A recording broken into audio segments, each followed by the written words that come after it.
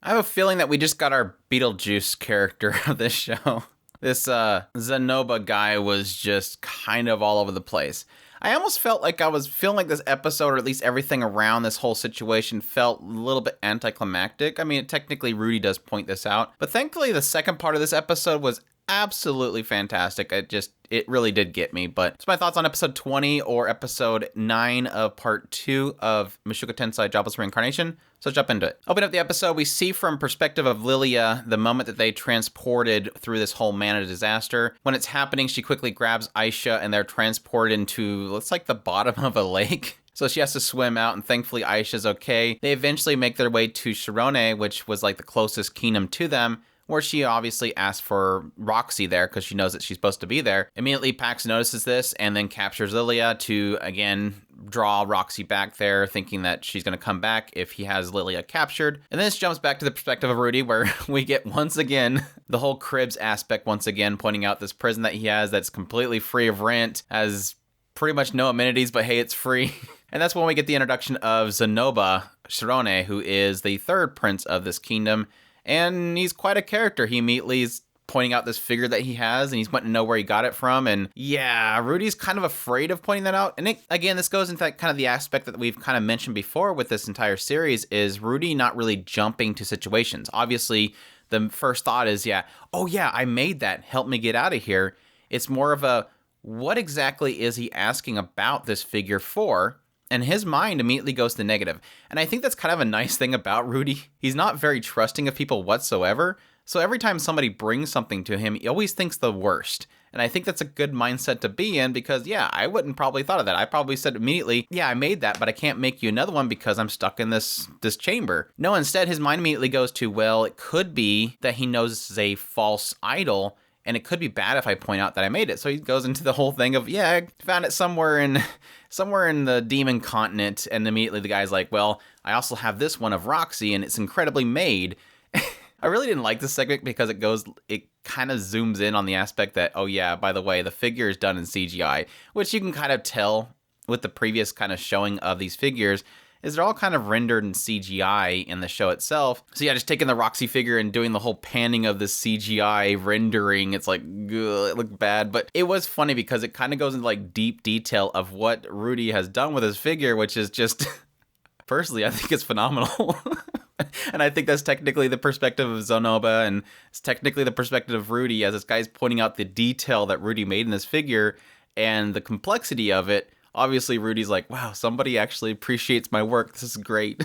But having the fact that it's like a cast off with the robe and it reveals another arm. He's like, I realized at that point it was a 3-armed figure because once the arm's taken away, it's no longer carrying the staff.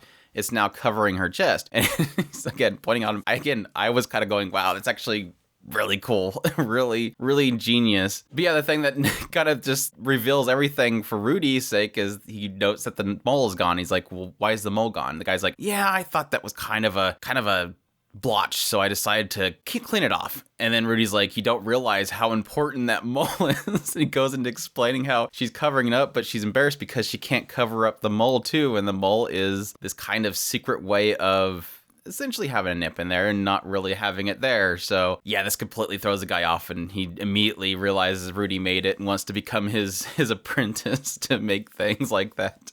It was good. It was really good. Like I said, I almost felt like overall the spinning segment was kind of a waste because of the situation that Rudy's in. Feels kind of like a throwaway. Almost like kind of wonder why was even the point in even doing all this stuff. But at the same time, this scene itself was just fantastic, so it ends up making up for it. Because even following after this whole situation, we're seeing that Eris and Rijerd are basically running into some soldiers that don't really like how things are going. There's like this group of soldiers that we kind of find out later is kind of led by Ginger. Ginger is like trying to work with a bunch of soldiers to essentially figure out where Pax is keeping their family, because essentially all the soldiers are being controlled by Pax because he has their families captured. So Ginger's currently trying to work with Pax. Even though she's sworn faith to Zanoba, she's working for Pax because Pax has her family. And so Rijerd and Eris end up finding these people, and they're kind of working with them, and that's when we find out, Rudy's captured, that these families are captured. They're asking for help. So Ruzur basically is going to go essentially find the family members while Eris stays with Aisha, which is kind of weird because they end up going to the palace anyways.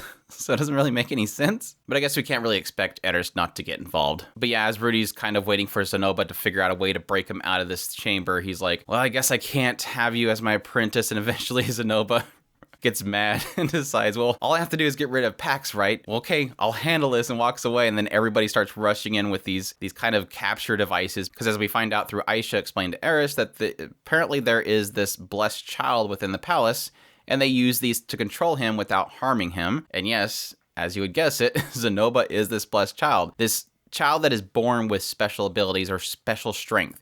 He's known as the decapitating prince or something like that, because when he was born, he snapped the neck of his brother or something like that. So yeah, he's now has Pax and he's threatening to pop his neck off and telling him to let Rudy go, but he's of course, I need him for Roxy, but eventually lets him go. Because Eris shows up and tells Gender, look, Ruzur's got your family. You don't have to worry about that anymore. So again, I was kind of expecting Eris and Ruzur to show up. I was expecting Rudy to figure out a way out or something like that. But I guess it's nice that it's something that you don't really expect, that one of the other princes just kind of frees him because he's this blessed child, which I totally expect. Again, harkening back to what I've said before, every character is special to the story in some way. So I'm assuming this blessed child, this Prince Zanoba, is probably going to show up later. Granted, he's going to be obsessive about Rudy explaining how to make these figures, but I'm sure he's going to come into the picture later. But yeah, this was the good part of the episode, because obviously everybody's kind of reunited at the very end. And then we cut scenes to where Eris is kind of telling Aisha all these exploits of what the Kennel Master has done. Again, keeps slipping out Rudy.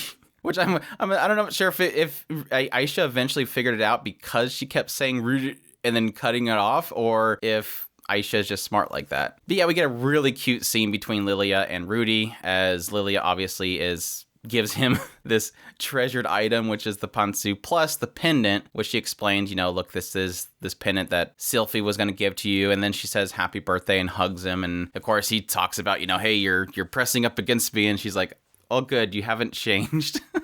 It was really sweet because it was a really cute little hug. And you obviously see how much Lilia really does love Rudy and cherishes him. Again, harking back the whole aspect that he technically saved her and Aisha's life by stepping in there and helping them make that decision to keep them around. To instead of Lilia and Aisha being exiled because of what Paul did, instead becoming family and becoming this part of his life. And Aisha ends up running up, and Lilia shuts the door and hides the fact that she was hugging him, and has this cute little moment where Aisha is asking Rudy, hey, look, can I follow you? Can I come with you and serve under you? Eventually I will grow up and be voluptuous. Which he clonks her and says, don't say things like that. But she's like, I don't want to serve my pervert half brother. I want to serve you. And instead he's like, look, that's not going to happen. Here, have my forehead guard. And the way he points it out is keeping something of somebody that you cherish is important sometimes. And he's technically liking it to the fact that he keeps the pantsu. Almost like his attempt to continue to downplay why she thinks that her brother is a pervert. And yeah, that's when we cut to them kind of parting ways. And yeah, Aisha steps up and on the carriage and says, bye, I'm sorry I called you a pervert, big brother. And everybody realizes that at that point, Aisha... I guess the question is, did Aisha know it all along, or when did Aisha figure it out? And again, I could probably joke it's because... Eris keeps yelling out his name. I mean, especially that one morning when he went off with Ginger, she literally says, introduce me to Roxy, Rudy. It's like, okay, at what point did she hear you yell out the name? But it was cute. It is kind of an interesting thing to kind of go back and see if there was a point in which she technically acknowledged something.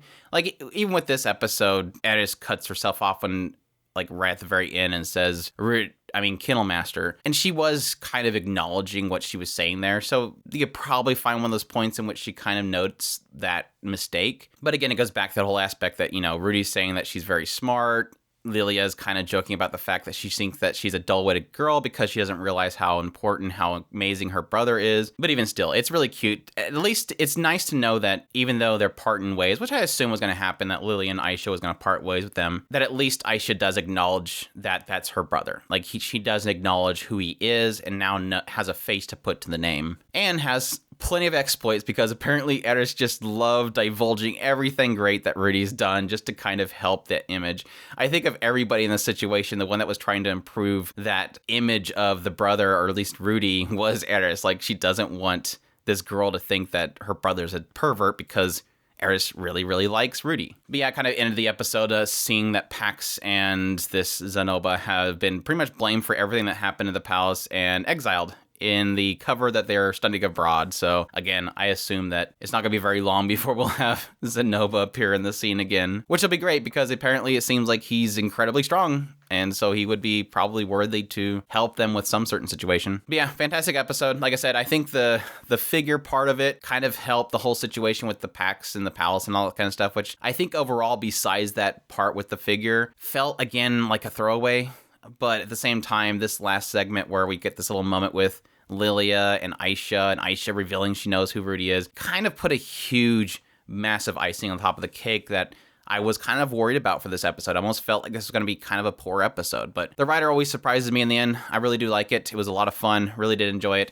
But that's my thoughts on episode 20 of Mushoku Tensei Jobless Reincarnation. Hope you guys enjoyed this video. If you did, leave a like down below, comment, let me know what's thought of the episode, subscribe if you haven't already, share this video if you can, support us on Patreon or through the tips link in the description below, and we definitely appreciate everybody that does, and y'all take care.